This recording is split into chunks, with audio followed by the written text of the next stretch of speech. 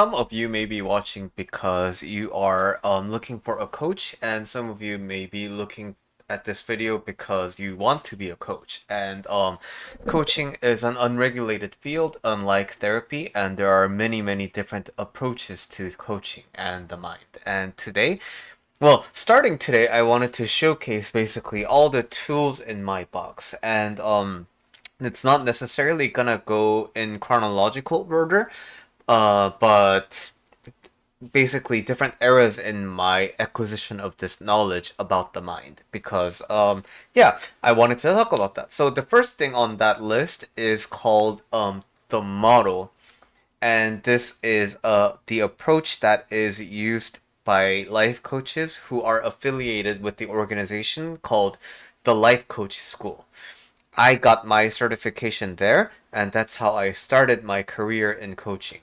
And now, the premise of the model is that everything like just like statistical models, the model is a representation of the world, and it's one interpretation of the world, and it comes in 5 layers, right?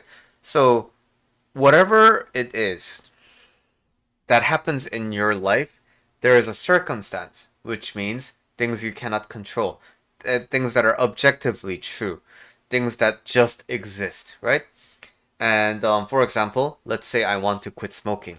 Now, the existence of cigarettes is a circumstance. The existence of money in my bank account is a circumstance. The existence of a debit card and a credit card at my disposal is a circumstance. The fact that gas stations sell cigarettes is a circumstance. So these are all indisputable, unmodifiable facts of the universe. And now we have what is called the thoughts. And thoughts are things that our brain assigns to these circumstances. So, for example, I think that cigarettes are cheap. I think that cigarettes are expensive. I think that Marlboro Lights, which used to be my favorite cigarettes, taste sweet in the mouth. It is another one that says I need to smoke because I'm craving it. So these are opinions, right? And these are disputable, unlike circumstances. So that's the thought, right? And the premise of the model is that every thought is responsible for a feeling. And if I say that, so not all thoughts are like completely meaningful, but in my quest to quit smoking cigarettes, I have this one thing called, well, I feel anxious when I am not smoking. That is a thought, right? Okay, so I feel anxious when I can't smoke. The feeling is obviously anxiety. And now, what happens after the feeling is a list of actions. I act on this feeling. This feeling causes me to do something. And that is the A line. And everything that I do because of this anxiety. Everything I don't do because of this anxiety. Basically, if I am anxious, like I'm not going to be relaxing, I'm not going to be cooking, I'm just going to be shaking my hands and I'm going to be looking at the gas station looking to buy cigarettes. I'm not going to be like engaged in my conversations with my wife because I'm anxious and so on. These are all the actions. And these actions lead to a result of the results is more of like a free interpretation of what's happening as a consequence of that thought. So because I think I am anxious when I don't smoke, like I make myself an unhappy person when I don't smoke, and cigarettes end up controlling my life. So the whole premise of the model is that there's a circumstance, thought, action, feeling, and result. But and this model works fairly well. It can be used to fit most things in the mind. And let's discuss the pros first. The pro is that it helps you distinguish what is your thought and what is not. Like, to you, it may like be so obvious that cigarettes are good. It may be so obvious that, like, of course if I don't smoke, like, everything sucks. But through this process of, like is there no way that I cannot argue that cigarettes are bad? Through this really rigorous kind of true false like opinion or fact kind of analysis, you get a sense of distance from your thoughts, and you're like, oh well, okay, yeah, I guess you could argue that. So what I really thought was a circumstance was turned out to be a thought that I have.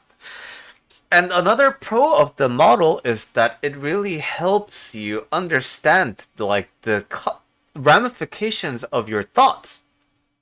So when people say like you are what you think, like you when you do this exercise for a bit, it really helps you understand that, wow, like just because I think positively, like I can see how it affects my life.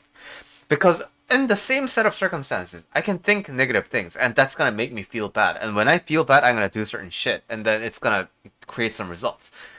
When I'm feeling good instead, at the same set of circumstances, like nothing else changes but my thoughts, like everything else cascades from it.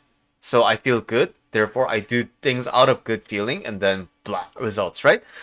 So that's and the model is like, I hate to say this, it's widely applicable, right? You can fit this model anywhere. It's a very general purpose tool for you to have, and that's why I think the life coach school became very successful in terms of acquiring clients and coaches, because this is so generally applicable anywhere. But there are cons to this. Number one con is that it's too applicable, because what constitutes a good thought? What constitutes a meaningful thought? I can have thoughts about the global economics when I'm looking at the circumstances of, tobacco, right? What constitutes a meaningful result? These things are very open to interpretation, and the school likes to say it's up to you as a coach to kind of like develop that skill of creating meaningful results and distinguishing what thought is meaningful and not.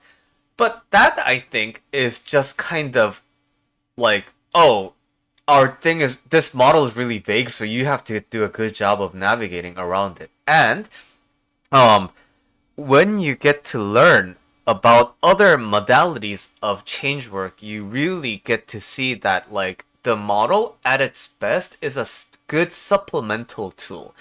I really think you cannot have just a model based business, because it will get stale really, really fast. Imagine you're a client, and every time you come to a session, all the coach wants to do is like, okay, what are you thinking? Okay, what are you feeling because of that?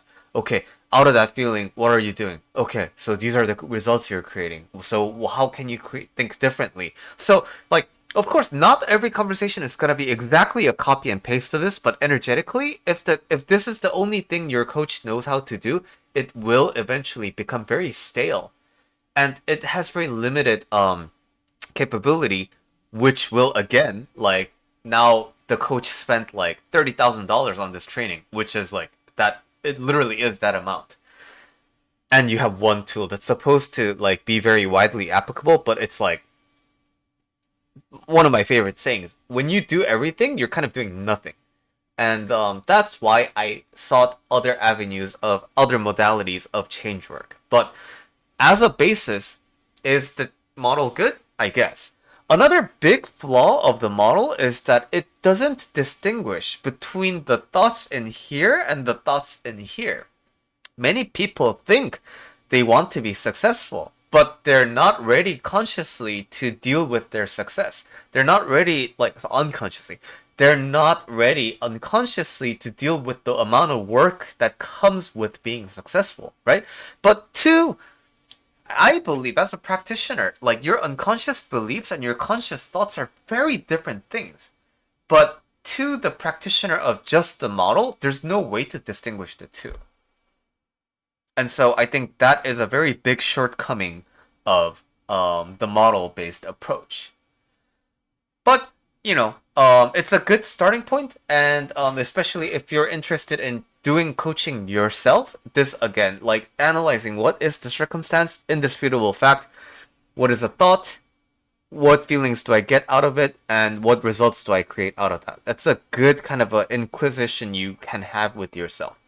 In fact, all my earlier videos on this channel purely focus on delivering with the model. So if you want to see what that is like, you can check out the earlier videos in my channel. And you will actually see how different my content has become over the past year. But anyway, that is the first like proper modality I learned as a practicing life coach, and I will see you next time with the next approach I learned, which is the meta pattern.